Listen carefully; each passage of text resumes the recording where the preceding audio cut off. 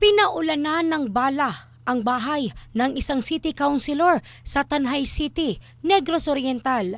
Nangyari ang insidente madaling araw nitong Lunes, Desyembre 23 sa Sitio Tambakan, Barangay 4 ng nasabing lungsod. Sa ulat ng pulisya, madaling araw nang tumawag sa kanila si City Councilor at Vice Mayor Aspirant Attorney Raynel Cataal Arcide at inireport ang nangyari. Sa inisyal na investigasyon, nalaman na isang lalaki na nakamotorsiklo, nakasuot ng full face helmet at dilaw na jacket ang nagpaula ng bala direkta sa pamamahay ng konsihal. Tinamaan ang main gate maging ang pick-up truck na nakaparada sa loob ng residence. Nakuha ng soko sa crime scene ang 6 na basyo ng bala ng kalibre 45 na armas. Patuloy ang investigasyon ng Tanay City PNP. In the heart of changing lives, ito si Michelle Craste ng Brigada News Philippines, the Music News Authority.